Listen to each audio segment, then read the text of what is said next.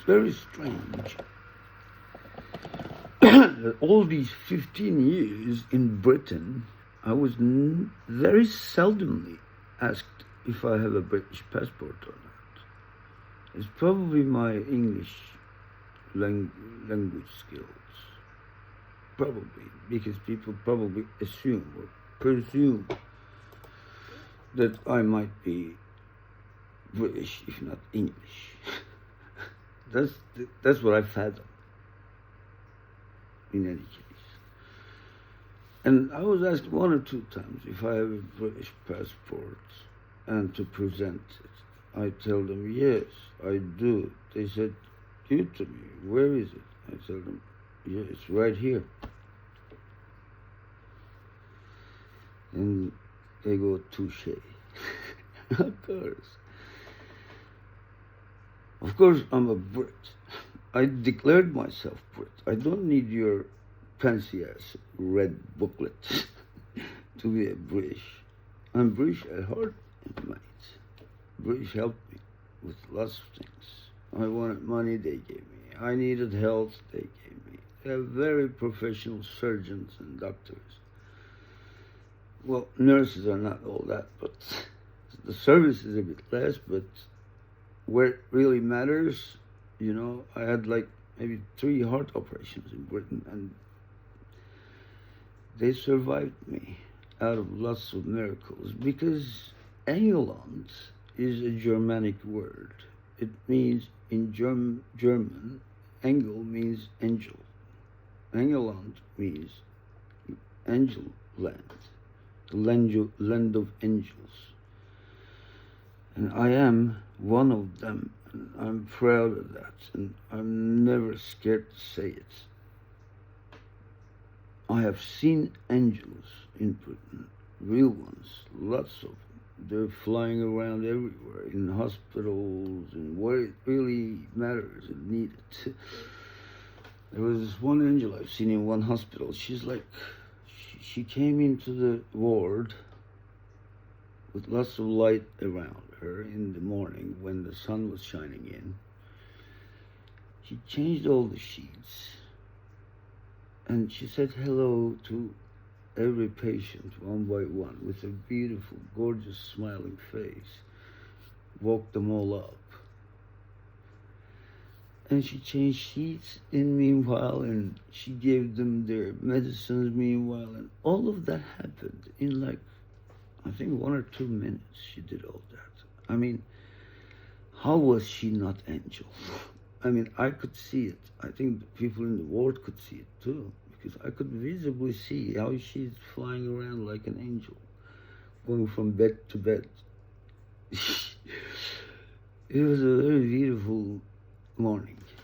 I'll never forget that morning, that I've seen an angel in action, really, seriously. She's working in some hospital in Walthamstow. I think it's Whipps Cross. Yeah, Whipps Cross Hospital. I've seen some angel at the constipation department. I was constipated, but they always helped me. They genuinely helped me. They really liked me, and they wanted me to stay alive. And they proved it many times. One time I was constipated, and I went to Whipps Cross because I was living in Walthamstow, which I'm a big troublemaker for. Waltham Forest Council, all the borough banned me I'm banned from the whole borough of London. Yeah, Waltham Forest Borough sent me a letter saying, we don't want you here anymore and all that. I was even banned from a library in Wood Green, if you can imagine that. I mean, who gets banned from a library, for fuck's sake? And I was banned from Victoria Station as well. 2 big cops came over and they said, I'm scared of you. You're very aggressive. I said, no, I'm just talking. And you two of you are big motherfuckers, you know. You can kill me if you want to. Even though there are cameras, they'll find you not guilty. Because, yeah, I'm only shouting. I don't have any weapons, no bombs, nothing. I'm only shouting because my seat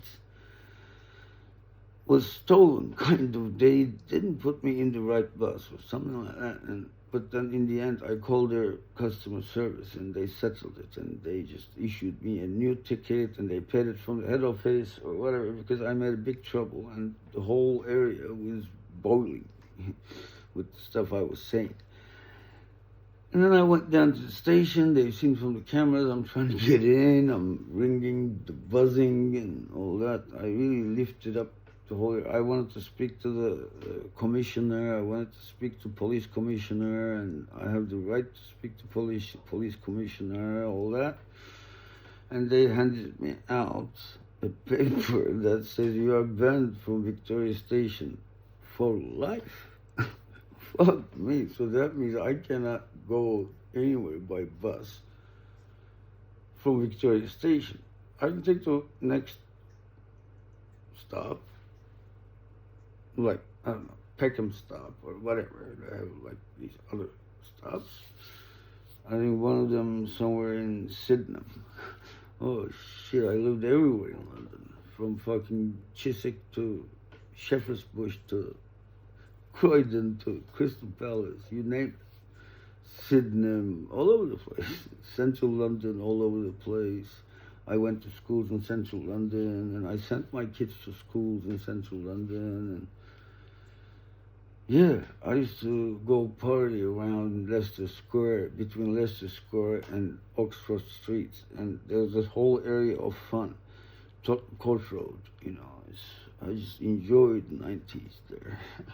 It's lovely places. You know, I love Camden Town. I go there and feel like an Arab. I smoke shisha, you know, the nargile, Turkish, and I get nane tea, you know, the mint tea, the Maghribi style, the Moroccan, Algerian make this mint tea with all the original organic mint in it. So I not only found English people in Britain, I found fucking, I don't know, Israelis, Arabs, and you name it. I mean, I know some people from very strange African countries I never heard before. That's just very nice. So multiculturalism failed in Holland. That's true.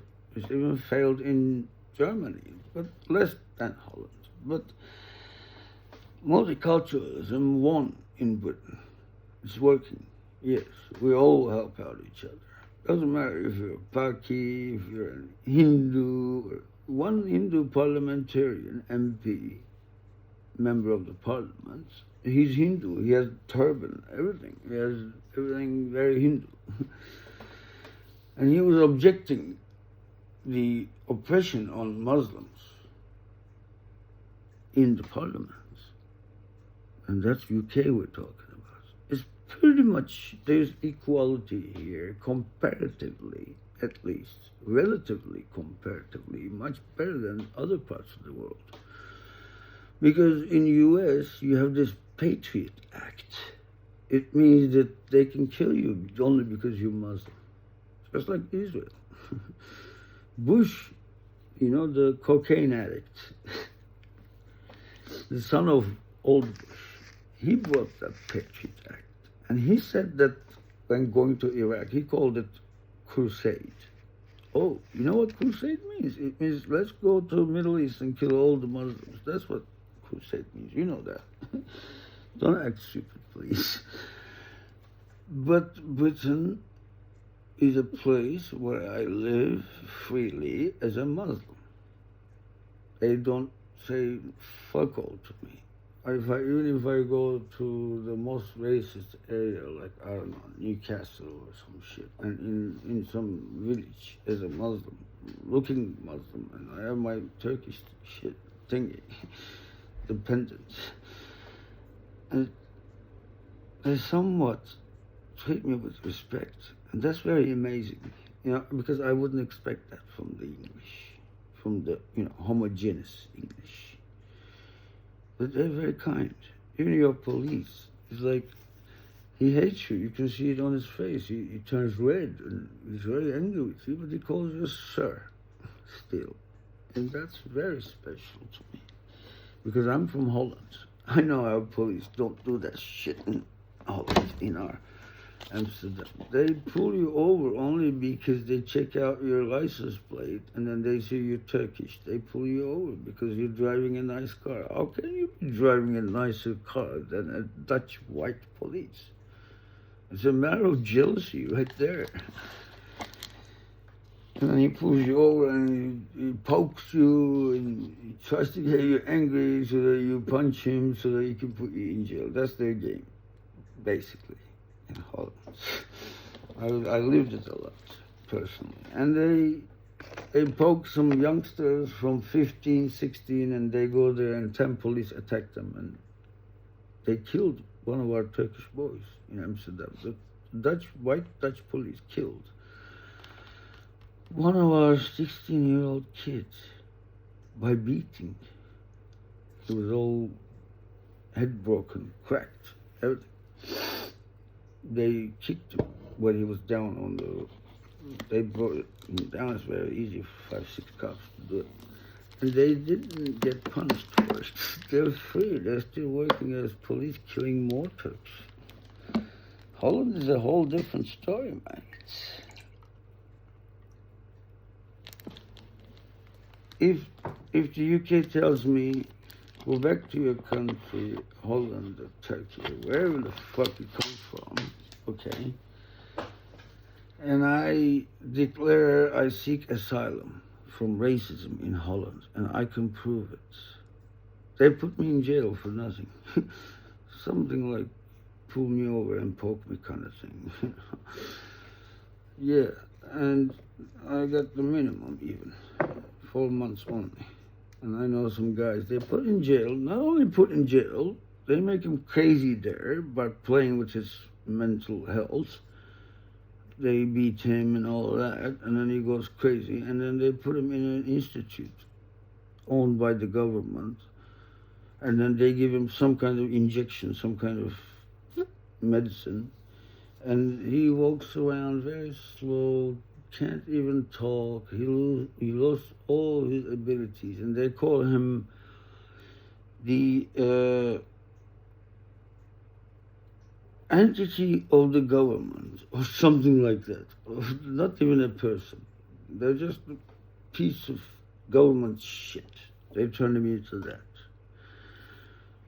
Just 1 or 2 months ago, he was a businessman, a Turkish businessman who owned restaurants. He works his ass off. He works 15 hours. But suddenly in 1 month, because Dutch police, Dutch intelligence service thought, why is this Turk richer than us? Yeah. And then they turn him into a government asset. That's what they call it, yeah, government assets. Holland is like the dean of racism, I promise. Apartheid is a Dutch word, for fuck's sake, to begin with. I think when I say apartheid, everyone understands what I'm talking about. A Turk in Holland is not equal with white. A black person is not equal with white Dutch. You go to court. I've been to court in Holland many times. Because the intelligence service, the Dutch intelligence, they kind of like mobbed me. And then I went to UK. You see, they kept following me, listening to my conversation, all kinds of shit. And I know all about it. They think I don't, but I do. Because I tested them many times. I said something on the phone to a friend of mine on purpose, just to trigger this, little intelligence apparatus that listens to me. And then I've seen the results next day.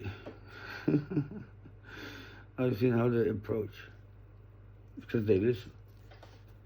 They listen to me in the UK too, all the time. British MI5 listens to me, and I like it. I want them to listen to me.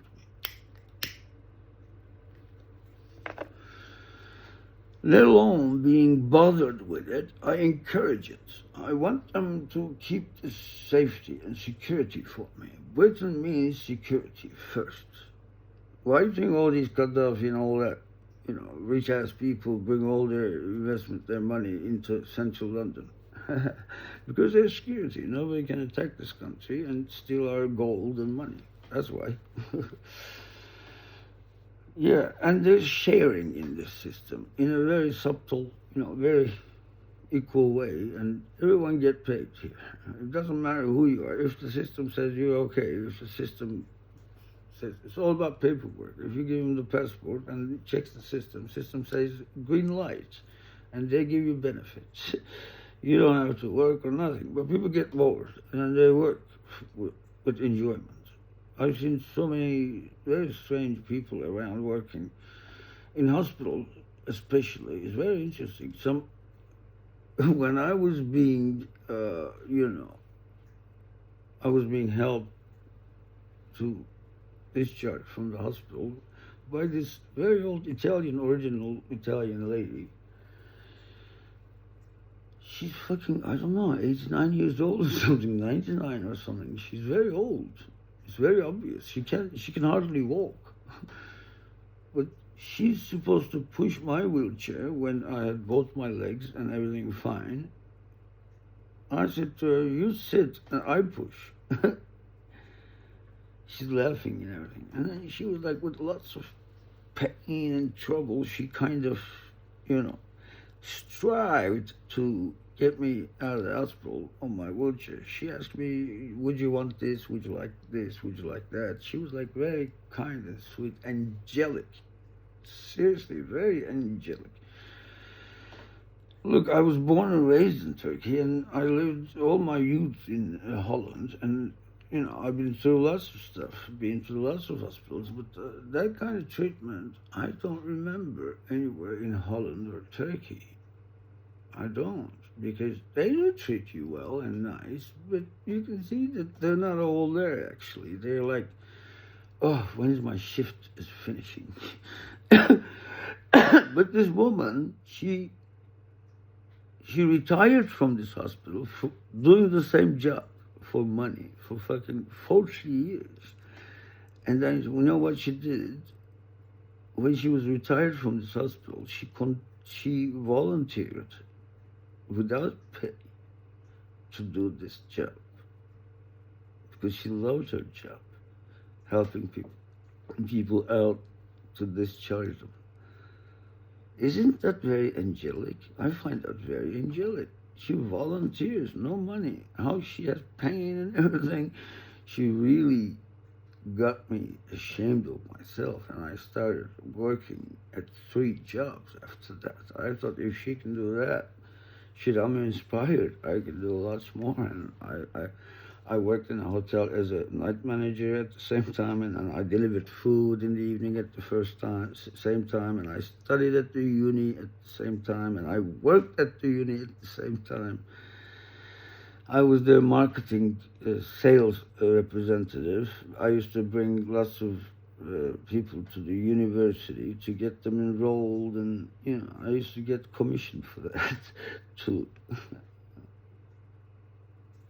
Amongst lots of other things. And I did a business as well on the side as a 4th job. I used to print mugs and shit. I'm a print artist. I can print on anything. I used to print on fucking 200 tiles, one picture like that. We call it mural wall tile or some shit. And there's only like 15, 20 people in the whole world who can do it just like me, because I'm an expert at it. I do some special treatments on the tiles and shit that it doesn't get affected from the UV or from the sun and all that. It can stay for fucking millions of years, kind of. Not like some cheap-ass online stuff. I do my chemicals myself. One of my workers, Emil from Bulgaria, he said, your office is not printing, it's laboratory. He said, it's laboratory. It's like chemicals everywhere. I said, yes. That's why I am one of the biggest artists of this. He said, I believe you. Yes. And I made some stuff, anyways, beautiful stuff. Oh yeah, David Fagg knows. He's a very sweet guy. He's from Clacton-on-Sea, and just before the holiday season that year, about 5-6 years ago, I think more than 5-6 years, even 7 or 8 years ago. Anyways, I had this little sale point in one of the very poor markets of England, very poor. And then we only had a few people around because Clacknosey has a certain people group and no more. But they're all sweet. And imagine Clacknosey is the only UKIP in the whole Britain. Is the only UKIP MP came out of Clacknosey. So they're kind of conservative, like extra conservative. But they liked me, and I liked them. I protect them from dangers. I help them with education, with their kids. I love their kids like my grandkids. I don't care if they're Kafir Billah or whatever. We work together with all of them, Muslim. Sweet.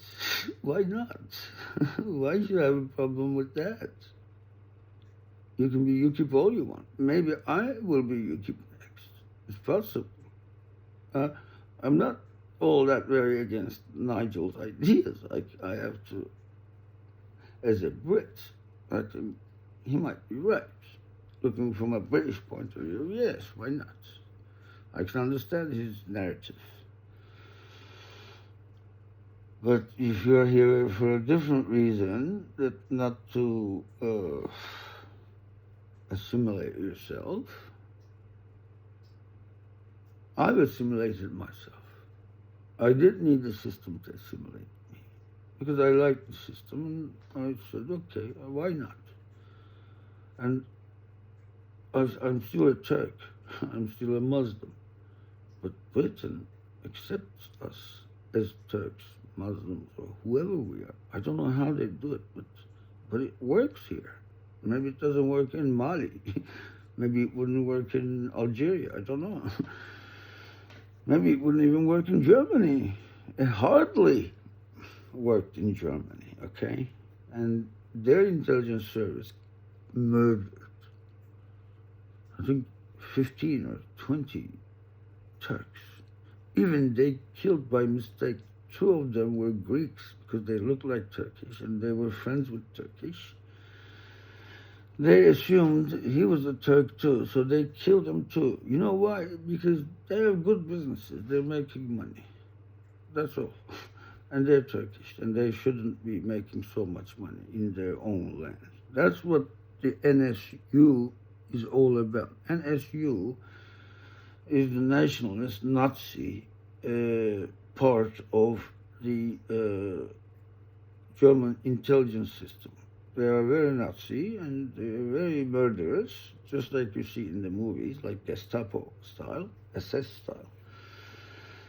And they make plans like that. They make crazy plans. They smoke pot and they think, oh shit, wait, all these Turks are taking over our land, and look at that, like we already have fucking 100 Turkish MPs in the parliament, and they're taking over the system. They own all the football clubs in Germany, almost all. A few of them left, but we'll get there, etc. But in Britain, a Turkish media giant guy, Acun Ilıcalı or something, and he bought a club here in the championship. He's Hull City. Fuck me, nobody told him, oh, you bloody Turk, how come we can't let you own a British club? No, nobody said anything like that. People tried to help him. Yeah, the English coaches, all that, they tried to help him, encourage him. So that he comes and buys another club. They have enough clubs. Anyone has the money, I don't know, 20, 30 million pounds only. It's very cheap. You can buy a British club in the championship, and then you can bring them to Premier League, and you're in money.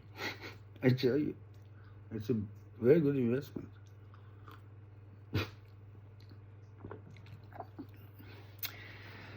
So we have this equilibrium here, and I like that.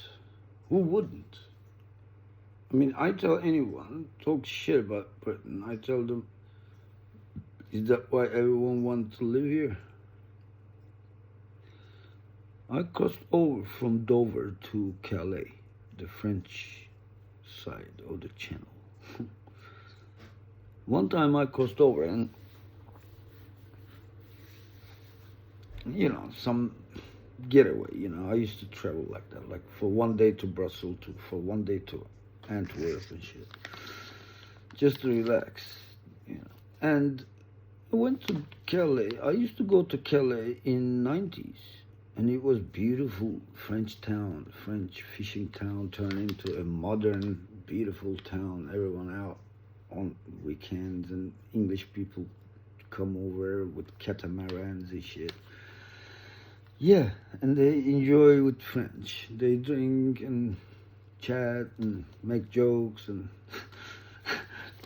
make French jokes, and French make English jokes, and you know how it was. If your age is old enough. Yes, you could go from Harwich to Holland, go to Amsterdam, smoke your shit, and come back, and those were the lovely days.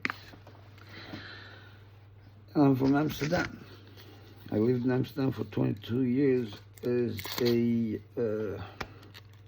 business giant, one of the 5 or 6 top businessmen of Amsterdam. I used to produce stuff in Turkey and import and sell them to all the top shops.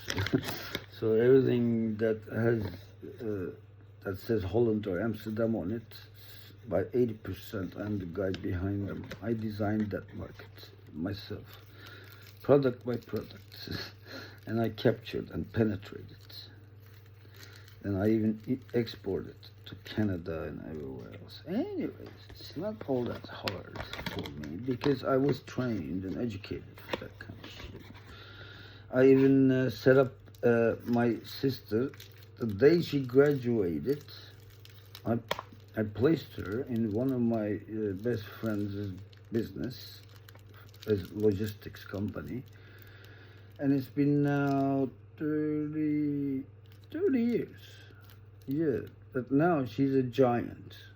She has a giant multinational, multi-billion pound business. And what is ironic is that I brought her business to UK as well, her multi-billion pound business, just so I could see her more.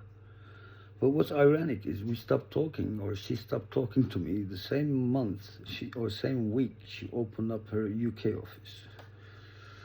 I'm the one who got her visa, and Britain never turns me down. I asked them for a visa for my sisters. I explained it with a letter. I said, this is my sister, and these are her kids, and I love them, and I need them. I can't go there every time, and I keep going there, but I need them to keep coming. As well as she has a multi-billion pound business, and maybe we can bring one of her, subsidiaries. So we made a subsidiary for her in the UK, and she has a subsidiary already in China. She has 45 people working, some of them Chinese, some of them American, some of them British. But to me, I said to my sister, and I said to our manager in the UK office, I said, listen, I know if you people, you British, work so hard as if it's your own business, and I've seen it in many sectors and industries, how they take their job very seriously. When they work, they work. It's like 8 hours of really work, not really, they concentrate, just like how they concentrate in football. And our Turkish brothers and sisters are not as such or good, because we kind of kick back, we're like lazy. We try to finish everything in one shoot and make millions and start living. That's what Turk does. They don't concentrate at their job. They dream big dreams when they have this small job to finish.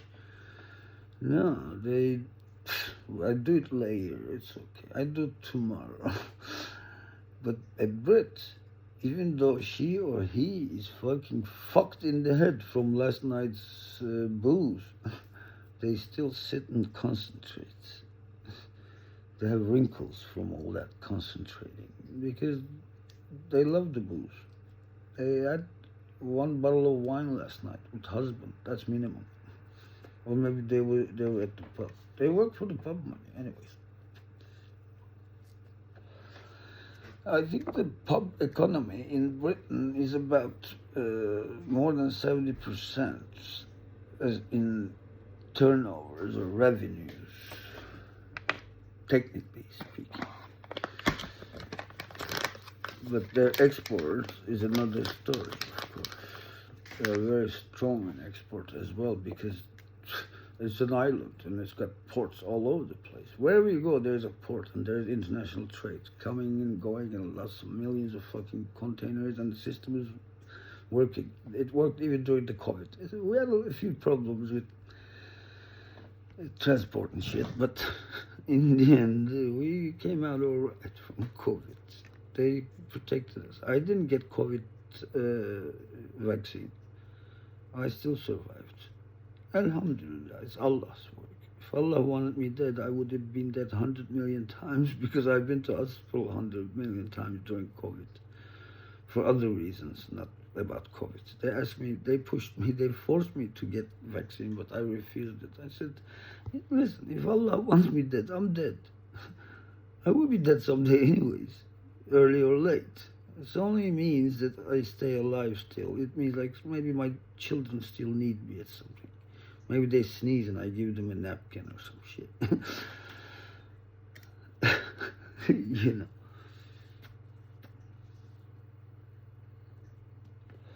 What I'm trying to say here is, I am a Turk. And a Turk never bites the hand feeds him. And this Britain fed me. And I will never, inshallah, bite their hand. I even go to war if Britain wants me to. I don't mind. If I die for Britain, fighting for Britain, I believe I die shaheed.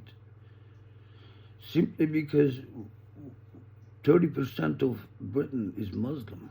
Like protecting Britain for me is like protecting millions of Muslims in UK living their religion freely. Protecting their kids. It means protecting them. It means protecting their children, their families in Britain. I know some Pakistani families even, they are all together here in the UK. They have nobody left in Pakistan. They have their aunties, uncles, fucking everyone here. Cousins, Muslims, I don't know how they managed it, but they have very long roots and I know all of them. I know how you can come to Britain illegal ways. Not illegal. It's not illegal. It's just, passages, walkthroughs. But I won't say it here. It's just, I don't want to educate people about coming to Britain all that very easy. I only bring quality people to Britain. I only bring people to Britain if I know they will be useful for our society here. If they're very well educated or if they want to come here and get educated, I sponsor them and I help them and all that. People from various countries, but I have to see some light that fits for here. Not everybody can be happy in Britain. If you don't like the people in Britain, you won't survive here. The system will puke you out. And I know people like that. They keep coming and going, they're bothered how this can be so good. And then they go back to their countries. They raise their culture with this culture. And then they lose in the end. They keep coming and going and coming and going. And some Bulgarians I know like that. And this one Hungarian woman, she wants to marry me just because she needs the paperwork. She needs the residency. The only way they thought, her and her sister and one of her friends, which is our common friend,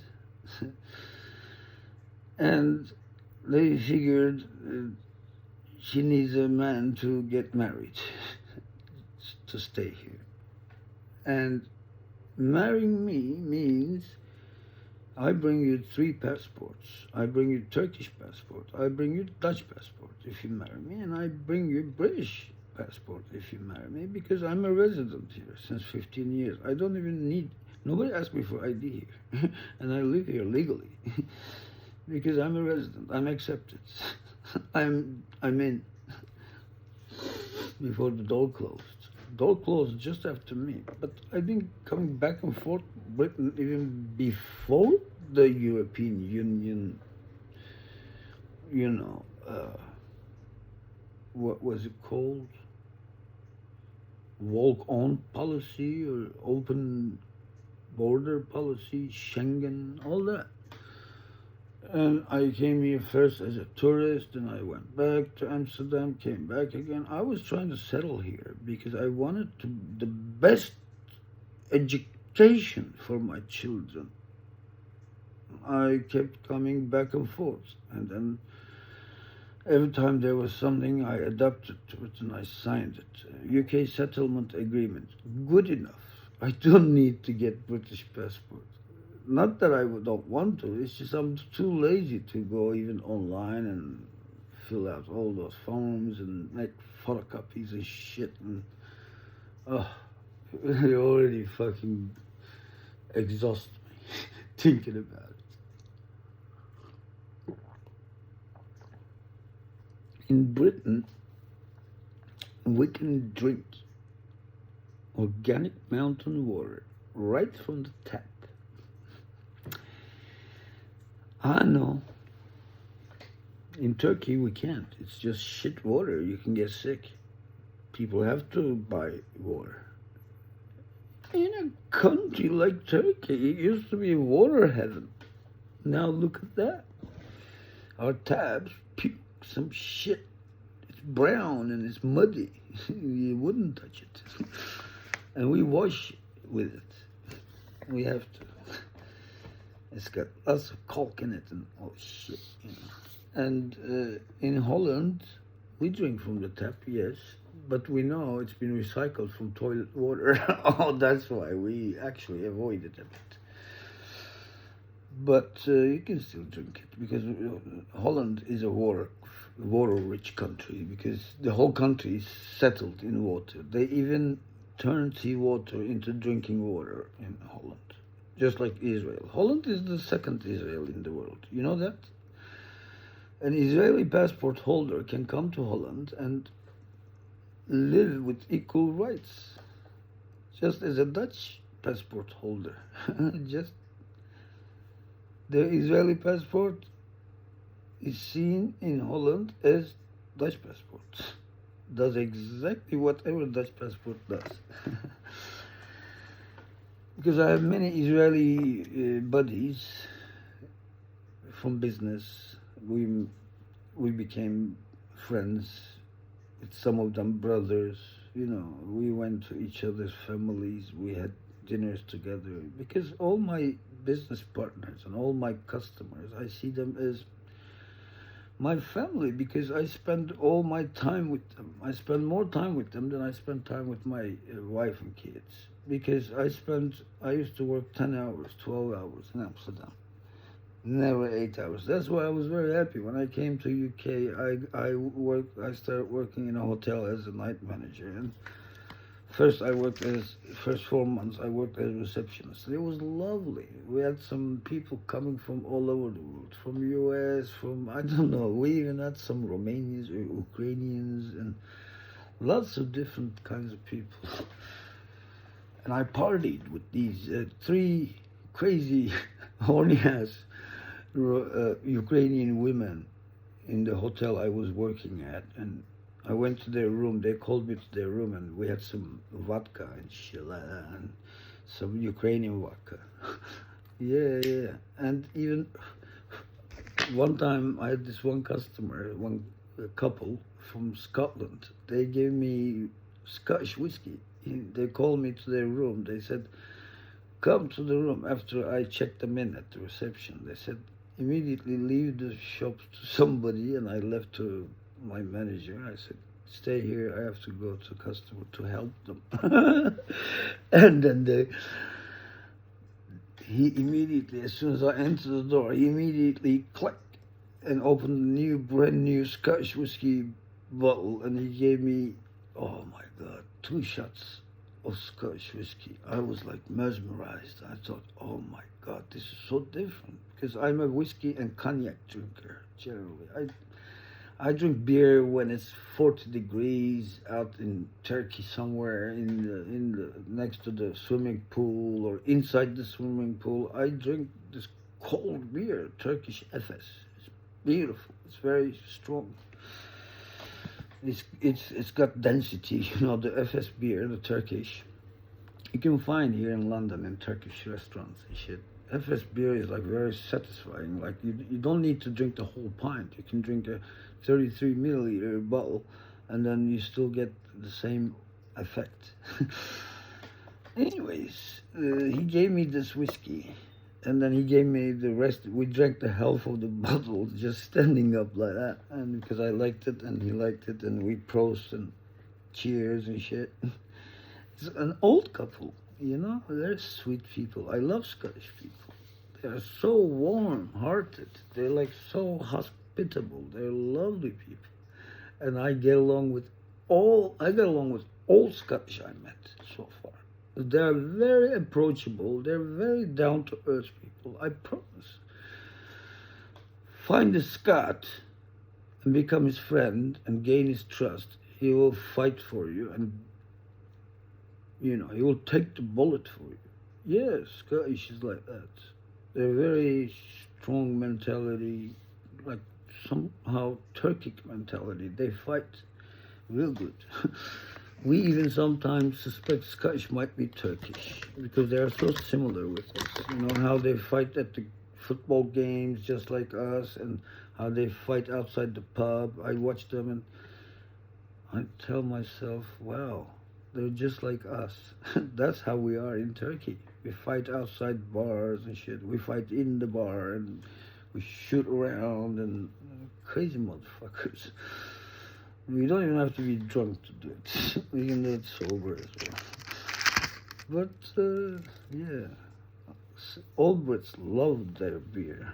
There are lots of different kinds of beer here. You know that the black beer, the Irish, I forget what they call it. I drink it. It tastes like fucking, and it looks and tastes like old coffee without milk. Oh my God. I told them that, and they don't like that. They say, no, it's the best beer. It's healthy. It's got malt in it, and it's got wheat in it, and come on. Just give me an Austrian beer, please. White beer, Löwenbräu. I like the, white beer, the German beer. I had some great German beer in German Fasching festivals. I used to go from Amsterdam to Germany during the Fasching, the festival. It's indescribable. Just like how we have every 31st of April, the Queen's Day. It's indescribable. It's just too good. It's just, you feel you're alive. You feel you are in this world for something good. These festivals in Europe are the only time I go. I only go to Holland if it's Queen's Day. I go from a few days before, and I feed myself with Dutch shawarma. The Dutch shawarma is different than our shawarma here. Because they mixed it with Caribbean sauces and Arabic sauces. They created something to die for. Anyways. And I love the kaas souffle, the cheese souffle at Dutch snack bars. We have these snack bars, but they are seriously snack bars. They sell real snacks. They're not like snack bar, then you have a lounge room where everyone drinking vodka. No. In Holland, our snack bars they sell real snacks. And they're all lovely. I love them all. only except the ones with the pork. We don't touch those. But we eat cheese souffle, we eat chicken fricandel, and we eat some, vegetarian croquette or some stuff like that. But it's beautiful. It's the best munchies in the world. And we have in central Amsterdam areas, we have these small windows. You throw in €2. It used to be one. Now it's two. Maybe it's five now. I don't know. You open it and then you take your hamburger and you take your fricandel or cheese souffle and you just walk on. You smoke on, drink on, and then next time you're hungry, you get another munchy little window. And it's just great stuff. It's, it's to die for, I promise.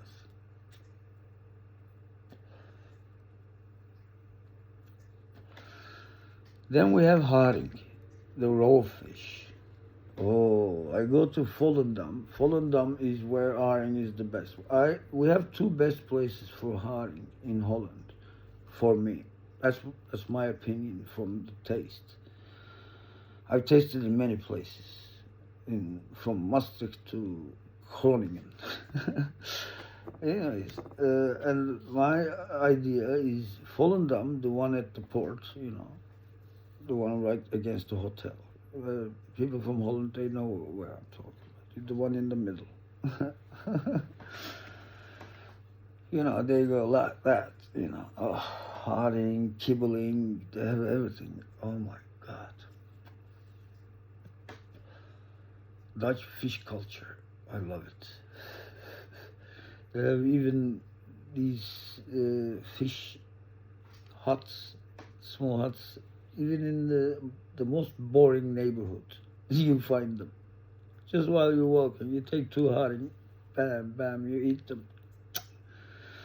Taste is great, and it's very healthy, and it's not very heavy. It's just you don't. I don't even use bread or anything with it. Some people eat the haring in the bread. They make a sandwich of it, but I like haring pure like that, just haring. After I eat two, I'm done. But sometimes I go overboard and I eat a third or fourth.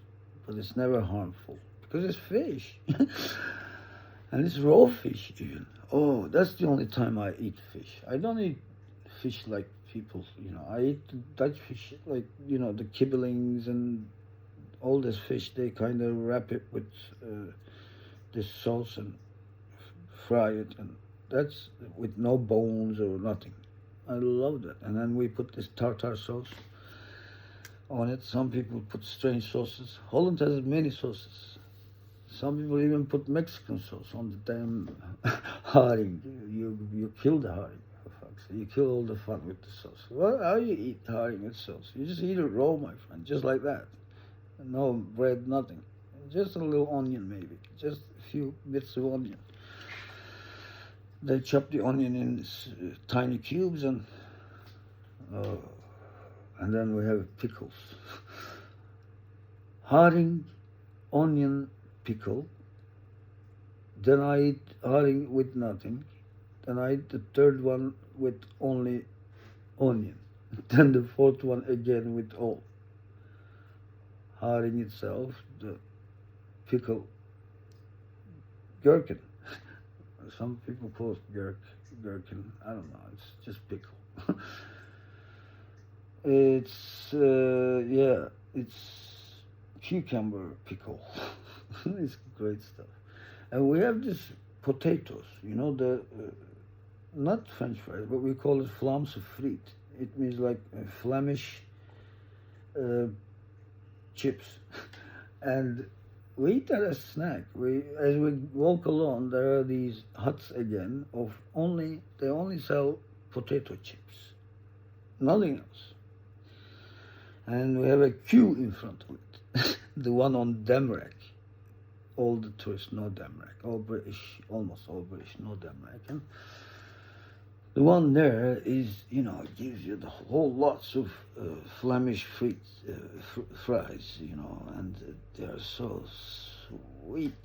And I eat two every time. One I eat in a heartbeat. And then the second one I take and I walk down and I look around, look at the museums and shit, talk to people a little, offer it to tourists. Would you want to taste some? All that. I'm a tourism guy. So I did lots of tourism economy for Amsterdam because I loved Amsterdam that time. Then they started all this racist stuff and I started to cool off. Then I finally, eventually moved to UK. I saw what was coming. I saw the racism coming when Pim Fortuyn was almost a prime minister, but they killed him. They said the Queen killed him, but it's possible. I couldn't rule that out. But queens do lots of shit, you know. Some queens murder their daughter-in-laws. Yeah, and some queens get one politician killed because he's a Republican. He doesn't like royal family. He wants to end the royals. He says it openly, and then they killed him, of course. Pim Fortuyn was real. This guy, Geert Wilders, is fucking ass. He's just, he milked Pim Fortuyn's heritage. Pim Fortuyn started out talking politically incorrect, you know, and then he stole it, this idiot, homo-looking guy. He's just shit, you know, it tells nothing. If it was Pim Fortuyn already was in power with 55 to 60%, I promise. I was a Pim Fortuyn supporter. I didn't think he was on the wrong path. I would have voted for him if they hadn't killed him just before the elections.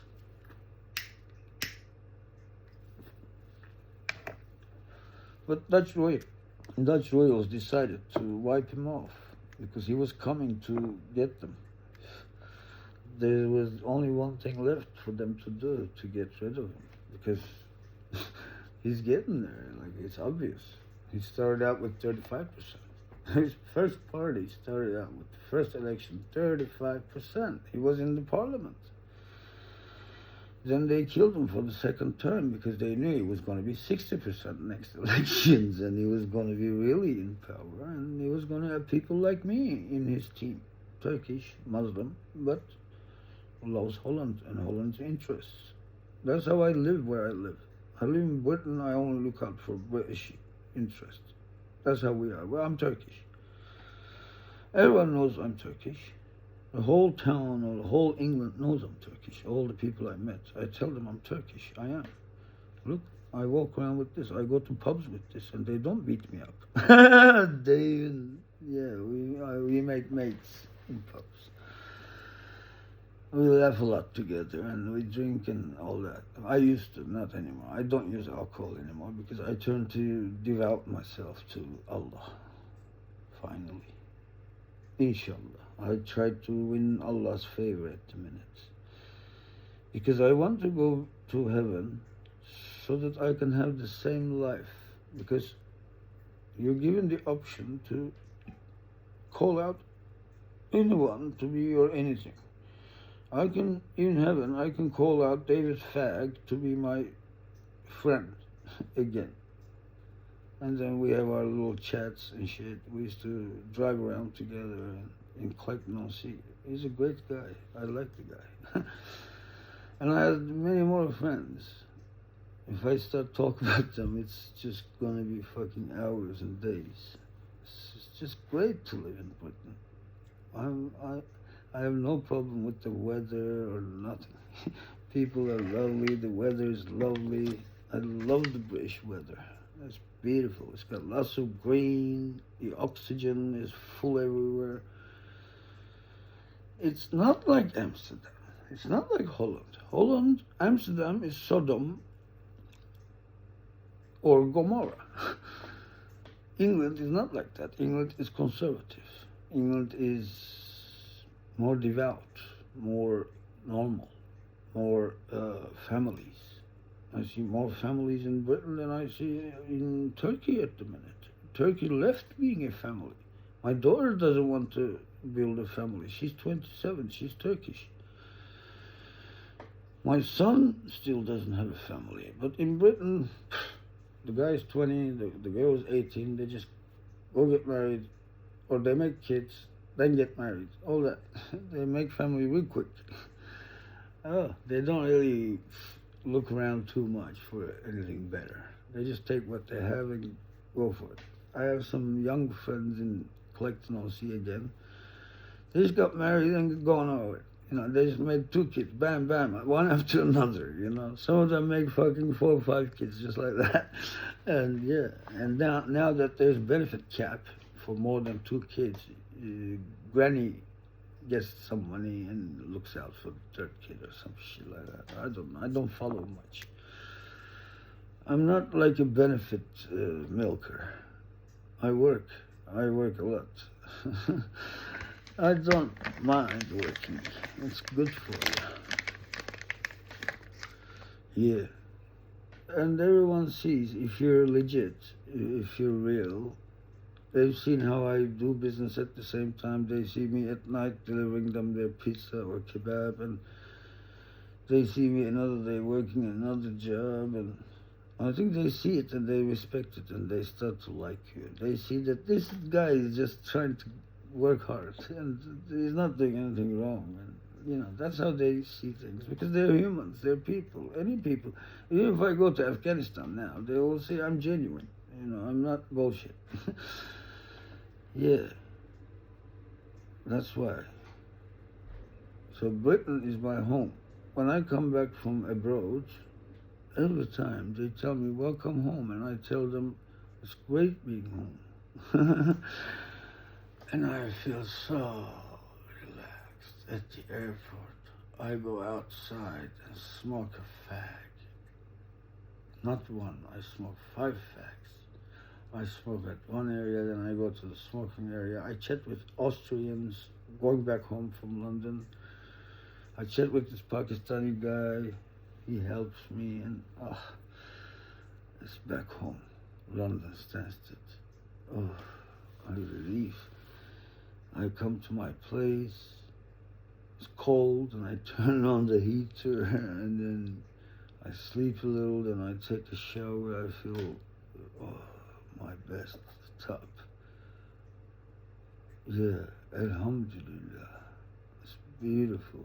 Britain is too beautiful. So beautiful. I don't know what they do outside Britain.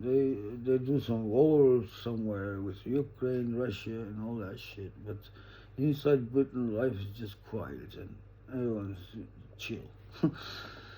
I don't know what their fleets do in Mediterranean, or I don't know. I don't follow much. I hear from here and there that the British fleet is in some channel, somewhere, I don't know, some Gibraltar or Suez or something. It's just too big, too much over me. I can't care about things like that. It's just, what can I do about that? Like, will I tell the British government to not send their ships to whatever channel? It's not my business. It's too big for me. You got your fucking generals and shit for that kind of stuff. I mean, well, I'm just a food delivery guy who works in some stupid hotel job and, yeah, and has a business printing beautiful stuff for his friends. I only printed for friends. Yeah, I only did business printing all this stuff only for good friends. David Fagg became a good friend of me.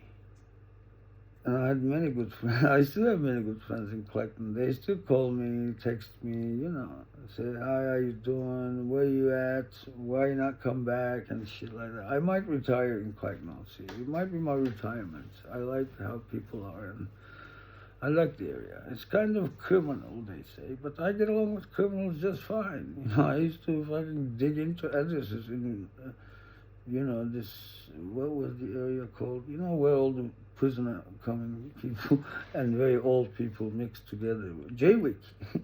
Yeah, Jaywick is my favorite area, and police doesn't go there, you know.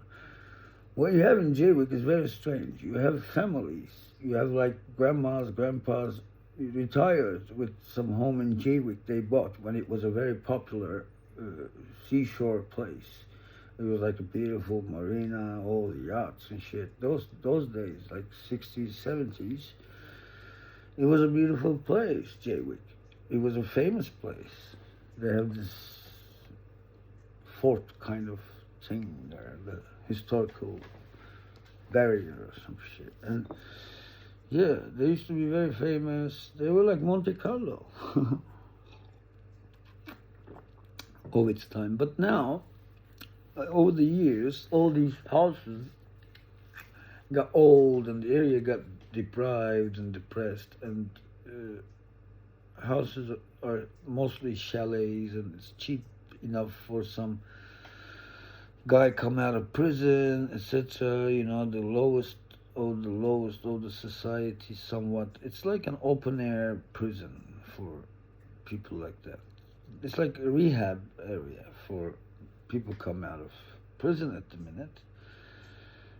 And it's funny how all these criminals live together with these old retired people. This is very sociologically very interesting to me.